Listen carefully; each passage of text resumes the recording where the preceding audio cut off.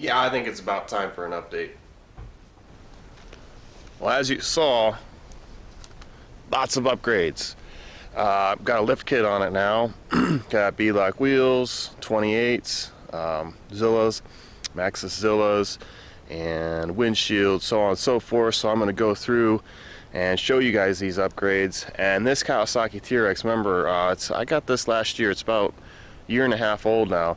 It has not broken down on me. Hardly anything's broken at all. Nothing's actually really broken except for, I'll show you, there's a couple rubber boots that have a tear or two in them. So I have to get those replaced. But this thing's just been great, and for what I do, it's absolutely perfect. Oh yeah, look at those. Those things are just friggin' sweet.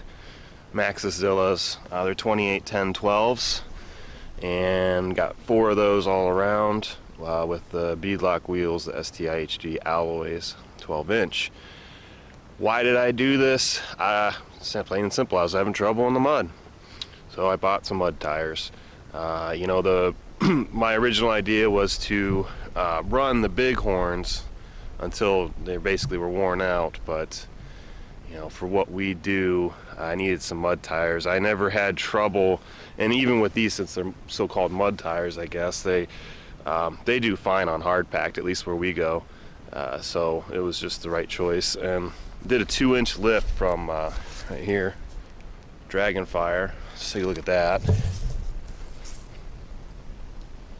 It's just like a suspension lift. It ain't really the greatest thing in the world, but what it allowed me to do is, with that lift in place, I actually was able to back off the preload like really far, just back this way out, and the end result was I actually only ended up with about a 1-inch lift plus the 28-inch tires. Originally these came with 26s. I ended up with about 2 inches, but only 1 inch of it was actually in the suspension. And I really like that because I didn't want to change the suspension geometry so much. I just wanted to soften up these springs and back off that preload to give me a smoother ride. And it seems to have worked pretty good. That's the rear of this beast, and it's the same idea. I didn't want to change that suspension geometry too much, so I backed off the preload quite a bit. Got about 1.5 to 2 inches of lift back here as well. That is the Kawasaki rear bumper. It's held up very well. The installation's easy. It's fairly robust. It's one of the more affordable upgrades from Kawasaki at the $150 price point or whatever it is. Now, I did get the Taillight Guards from Kawasaki, and they are not that great. You can see one's missing. They got a lot of catch points, so when you're driving through the woods, sticks get in there and rip them out. And I actually ended up losing that passenger side one on our last trip out. So I think I'm gonna take that one off on the left and maybe come up with my own design.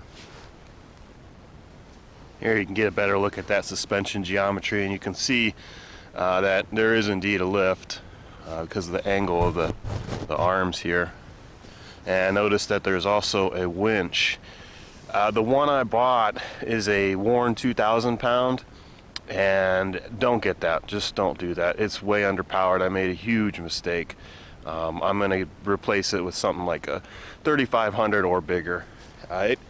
It will get me out of, I've used it 3 times. One time I got stuck and I couldn't get out with this winch. It just wasn't strong enough. I was in too steep of a hill with rocks and so on and so forth.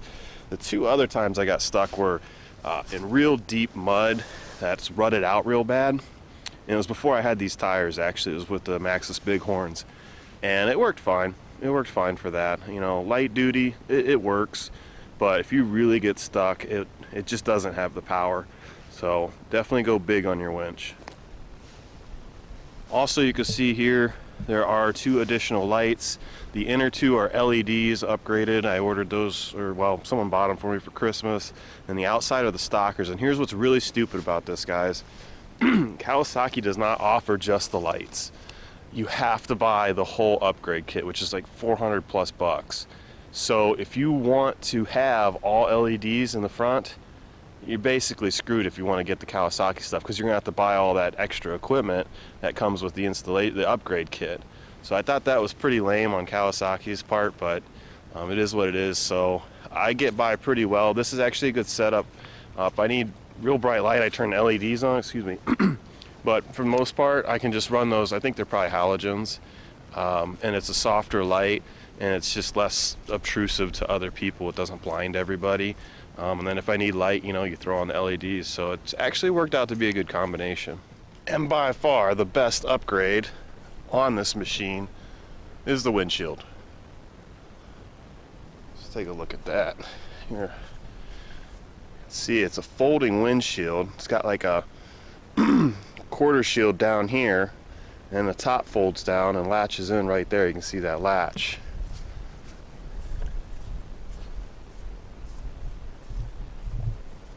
And you can see here you got the handle. Just reach in and grab that, pull it down. It's the flip windshield from Super ATV. See if I just grab it here. You got two different positions. You can latch it in that position, it lets a little bit of air through, or you can seal it up. 90% of the time, the shield is in the upright position for me, but every once in a while, that other 10%, when you need that baby, it's really nice. Like if you're driving on the roads, if it starts raining, if it's snowing, pull that down, and man, that's a nice windshield. Fairly pricey, but I think it's worth every penny. Here in the back, I got one of these LED lights for real cheap. I actually bought off my buddy for I think 10, 15 bucks, something like that. Wired it in. It's just on a switch. It will work whether if the key's on or off, it doesn't matter. And it's on that switch right there. This is a winch. Powers on the winch. And the controller for the winch somewhere in here. There you go.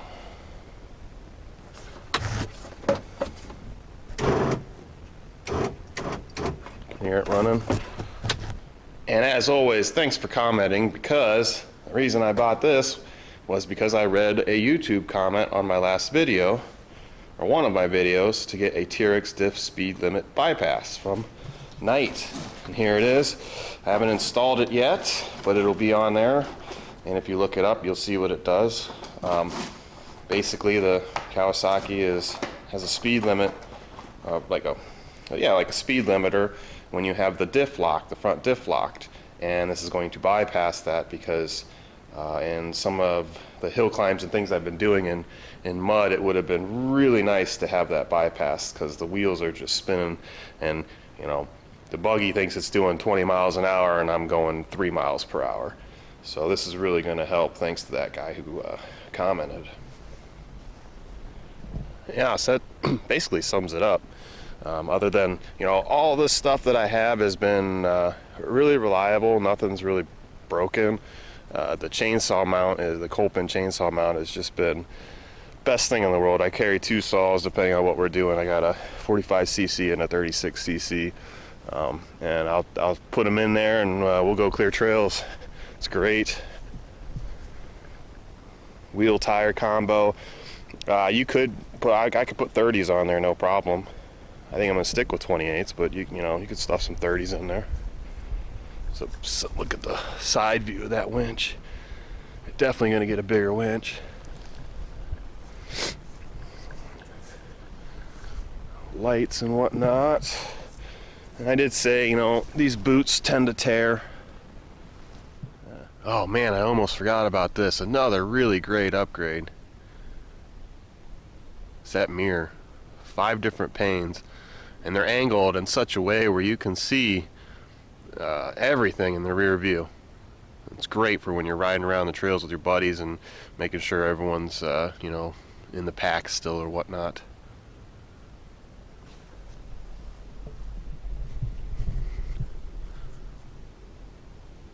Yeah, it was like $15. I think it was less than that.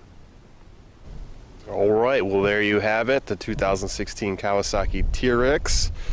Been great for me. Hopefully if you have one, it's equally as good. And as always, subscribe, like the videos, share them, and take it easy.